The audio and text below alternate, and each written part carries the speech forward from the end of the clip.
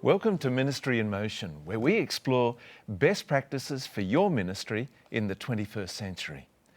Our special guest today is Pastor Jan Paulsen, and the topic that we're exploring with Pastor Paulsen is living a Christian life in a hostile or unaccepting environment. Pastor Paulsen, thanks so much for joining us. Thank you. It's a delight to be with you. And today it's a fascinating topic that we want to explore: how to be a Christian, how to live the Christian life, how to minister in an environment which is not altogether conducive to Christianity. Right. Yeah. Now, what do you see as the challenges for this, Pastor Paulsen? Well, I think there are two different kinds of challenges which immediately strike me. I mean, one has to do with the secular world's sense of God, and the other one has to do with the community of the church itself. Look at the first one. You know, sometimes I reflect back on the years, decades ago, little when I lived in Africa, and their sense of the reality of God, whether the God be a God of their primal religion or whatever. It was the one to whom it was their awareness of God, and he was always near to the ground, close to where life is lived. God was a present reality for them. You don't have to sort of work hard to convince them of the reality of God. God is there. This was not difficult for them.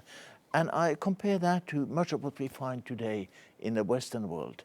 Post-second, extremely secular, and so many people, you know, God is not only elusive, they even wonder whether he is there at all and what it means. And even ridiculed at times. Yes, exactly. Yeah. There is this difficulty of accepting a God who somehow can bring something which is enriching and valuable to my life that I live here. And after all, we live secular lives, you know. The secular man is busy with his work, his profession, his family, his whatever it is, activities, recreation, or you name it. Life is very full.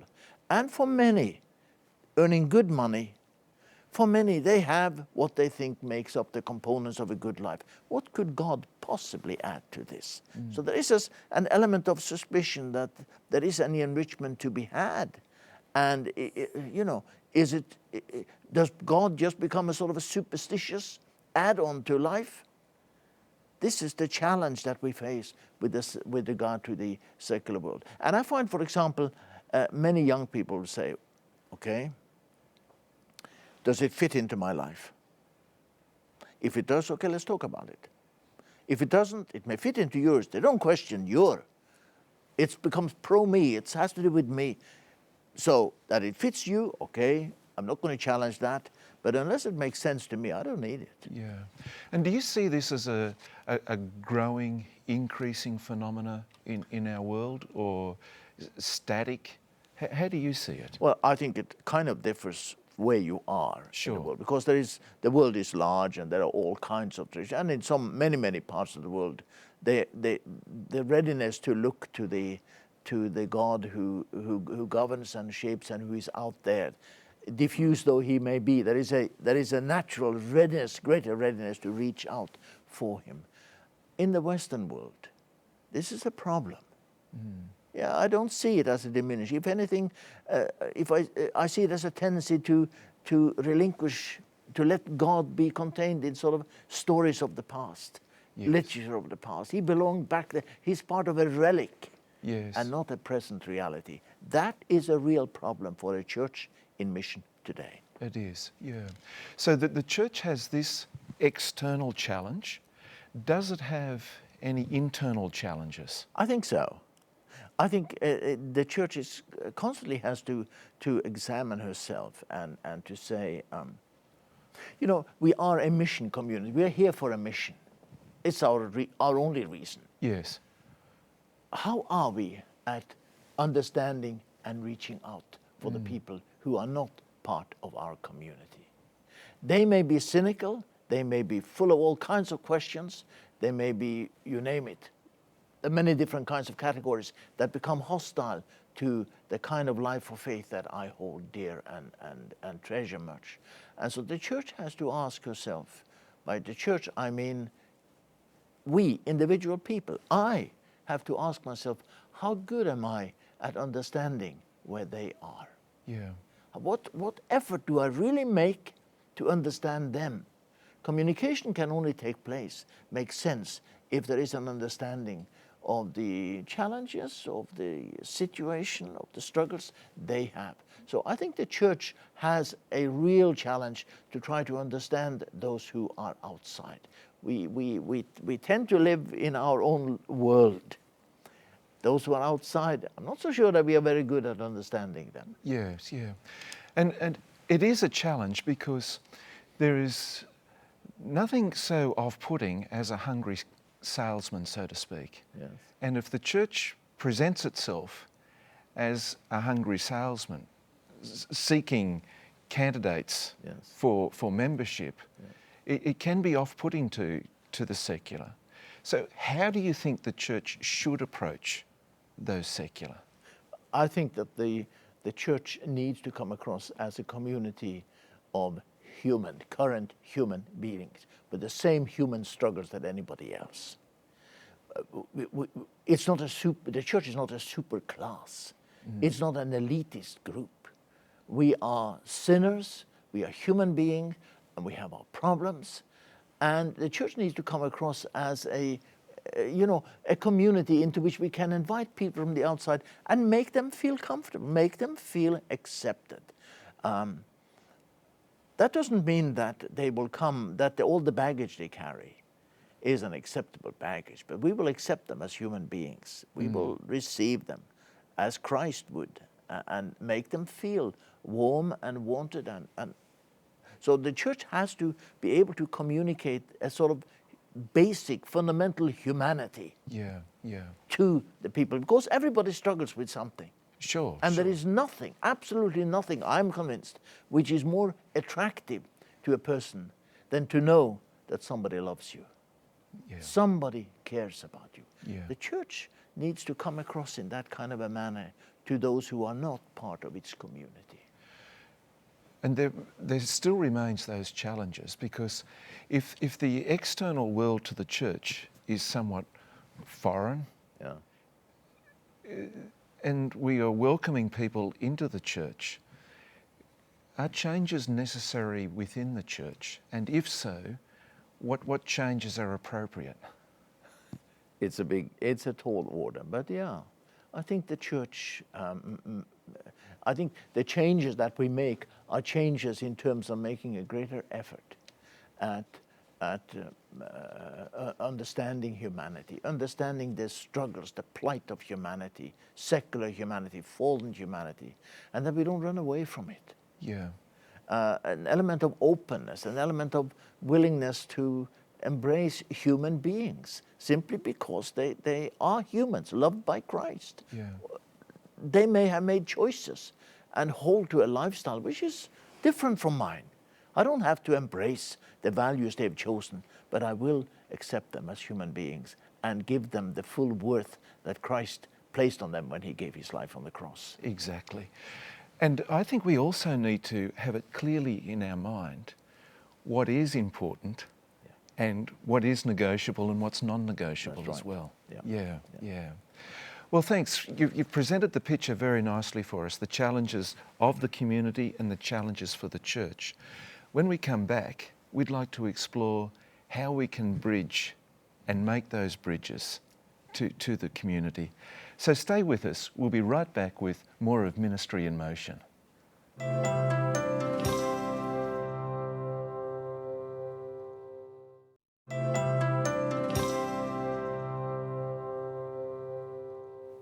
Welcome back to Ministry in Motion. Our topic today is living Christianity in a hostile world, and our guest is Pastor Jan Paulsen.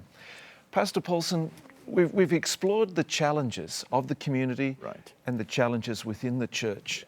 Now we need to explore how we overcome those challenges. Now, one thing that we need to understand is whether our church, and I presume we're talking about the local congregation here, is an introverted or an extroverted church? Yes. I think that's a very, very important issue to deal with. It's easy to associate with people who are like you. People who are my friends, They're the ones I invite home for dinner. They're the ones I do recreational activities with. It's easy for the in-group to just simply nurture and culture the life that we have developed among ourselves. Those who are outside, we don't quite know how to do that. Yeah. Even when we become quite convinced that we've got to sort of break loose from this isolated, this living unto ourselves environment. Even when we become convinced that we need to open it up, we don't quite know how to do that. It seems to me that when you look to Christ, the model that Christ had in relationship to people, he really made them all feel, well, maybe with some exception, there were some who were ever so right, who didn't feel comfortable in his presence. But he made people who were generally thought of as being the outcasts of society, people who were not broadly accepted and loved and embraced, whether they were due to illnesses or lifestyle. He made them feel wanted. He made them feel that he cared about them. And so it was the sort of the lower classes of society that he reached out for. And I think that he set a pattern, a model for us, that we need to reach out to people with their struggles and pains. Smelly they may be, habits they may have that we don't like. We need to find a way to learn to live a life of pro-existence for the world which is out. How else are we going to do mission? You know, I'm sometimes reminded of Christ's experience with the disciples on the Mount of Transfiguration. Peter, always the quick one to offer an opinion, you know. He had an encounter with heaven. Wonderful, he thought. Let's capture this and put it in a bottle. Let's build some cabin. Let's stay up here. And Christ's answer was, oh, it's not a good idea, Peter. Let's go down and meet the people where they are. And that, to me, is a strong statement to the church. Be ready to just move out. Go down, be among the people. Reach out to the people. Make the people out there who are not part of your community feel that you care about them. I think the love and compassion and care that Christ had for ordinary human beings, we need to communicate this to people simply because they are already loved by him. They may have some habits, some of them that I don't like, okay? They are still loved by him. And somehow I have to love them. Of course. And it's a great example you gave us there of the communication. It's not just verbal, is it? It's not just action, but it was a spectrum approach to communicating with those people. Yeah. So having communicated, where do we go from there? What's the next step in this process? I think that, you know, sometimes we use the expression believing, belonging, behaving, you know, the three B's here. And we have tended, I think, as a community with strong convictions about this is what the Bible, this is what the book teaches me, you know, and we can read the text and the passages, and we have it here clearly. So we want everybody to know and understand, this is fine. I mean, don't misunderstand me. I am not undervaluing the importance of the statements of faith and conduct that the Bible contains. I'm not. Right. I think, however, before I do that, again, I look at the pattern of Jesus. Nicodemus came to him at night. We are not told everything that has transpired before, but something must have happened that has spoken to this man and led him to come to Jesus and say to Jesus, you know, I need your help. Jesus responded to a situation in which a people had already somehow been touched. The rich young ruler somehow got wind of what Christ was all about, and he comes to him. Christ responds to people who are, for some reason or other, somewhat drawn to him. I think the church needs to learn from that we need to draw people in before we can expect them to embrace either what we believe or expect a corresponding behavior change of lifestyle. Let them feel that they are, that we care about them. You know, we love people. I want a Seventh-day Adventist church in particular, the church of which I am a member, to be a community, people-loving community. Yes. I want us to be that, first of all. We may be right, we may have a wonderful lifestyle, we have run all kinds of programs, a lot of schools, we have health, you name it. We have so many things that are good. Yeah. But I want the public, general public, to know that we are people-friendly, community-friendly, and that we love people. Yeah. And I agree with you. You're right. We are offering something of value. Yeah. And it's tremendous value when you think of the message of Jesus and all that he has.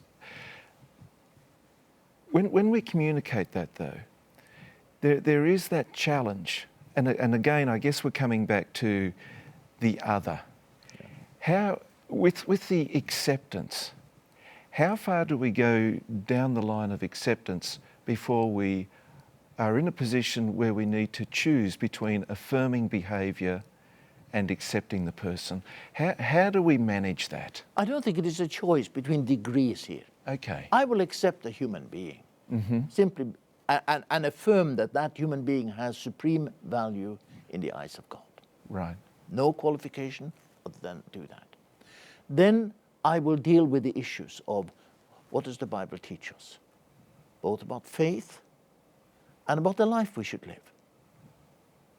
And somehow been able to talk to somebody who is already in my embrace about what the Bible teaches, about faith and conduct. I want it to happen in that context, to do it at a long distance, to open the book and shout something out to somebody out there.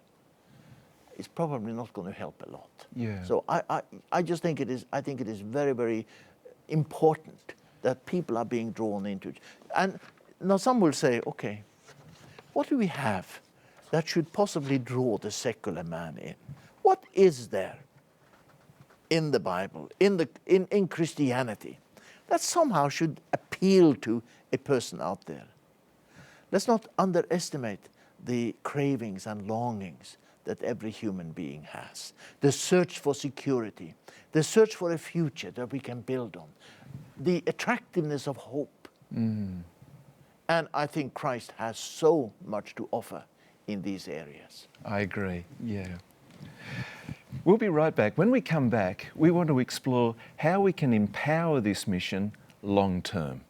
Stay with us for more of Ministry in Motion, and I missed that one. Okay.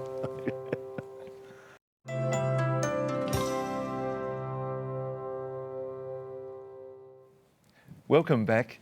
Our topic today on Ministry in Motion is the Christian life in a hostile world, and our guest is Pastor Jan Paulsen. Pastor Paulsen, let's just explore for a moment or two how a local congregation can make this approach and live in this world and have it as a continual. So it's not just a temporary attack on the foreign world, but it's an immersion and a perpetual life in that foreign world. Right. How do we do that so that it's a continual experience? Okay. I visited a church in Europe a few months ago and was participating in a particular weekend program that they were running.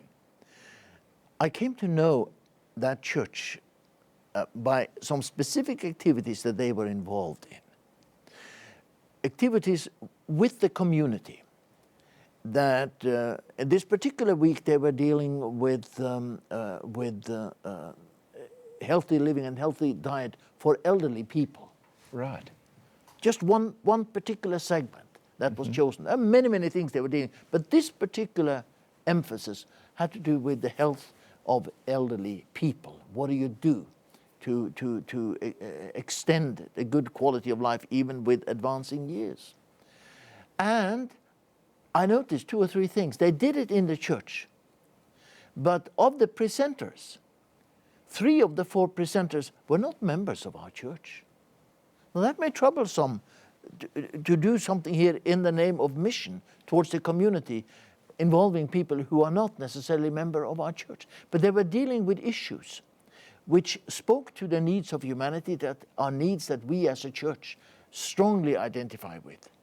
And we were able to demonstrate that we can carry on we can present a particular community-needed package and invite, engage others who share the same conviction to be part of the presenting body. And I thought that was very good. Secondly, this was not just something that was sort of an ad hoc, one isolated event. Right. Every 2 weeks, for months, years, literally, every 2 weeks, they were running this as an ongoing. They have various segments dealing with issues that are concern of the community and that speak to the needs of the community. To me, it says two things. It says you've got to know your community. I've got to be open enough for the community to know you. Invite them to come in. Let them know, as in this case it happened in the Seventh-day Adventist Church, a lovely church, a new church. But let the community know the Seventh-day Adventist Church as a church which is there to deal with issues that are of concern to the community in which we are placed. They have pains and struggles and challenges. We are part of that, part of the community, part of the struggles and challenges that they have. Let us set up an initiative, a program by which our church can be seen by the community as having an ongoing commitment into the life of the church. You know, I think it's so important. We talk with a sense of wonder and hope and longing of the future, of the second coming of Christ, of the next life. It's important that we learn to talk to people first about the current life. Yes. And that which is being experienced here and now. So I see the high value of something being built into the rhythm, the life of the church. Not just one thing here, a Christmas concert, we'll see you again next year, but something that is part of the regular life of the church. And you know, a wonderful discovery we'll make is that the public will not have any phobia about coming to the church. Yes. The church is part of their community. Yes. And there are things going on there that they like. Yeah. And that they can share in. And I think I love to see our church becoming integrated in the life of the community in which it is placed, because I think that's the way Christ functions. And that word integration is a critical word, because it's not only getting to know the community, but the community having the opportunity to know the church. Yes. And the church being willing to be known by that community and to put the energy into that community. Yeah. Yeah. That's a great example, Pastor Paulsen. Thank you. Yeah. Thanks so much for joining us for this program. There's so much more we could have talked about, but yeah. Maybe another time. Exactly, yeah. And we want to thank you for joining us on Ministry in Motion as well. We'd just like to remind you that Ministry in Motion has a website, www.ministryinmotion.tv, and there you can view all of the programs that has ever been broadcast on the Hope channel. Our good friends at Hope were very appreciative of their help with this program. And we'd like to invite you to come to the website, and you can view those programs 7 days a week, 24 hours a day, and it's there to assist you in your ministry. But until next time, may God richly bless you and your ministry.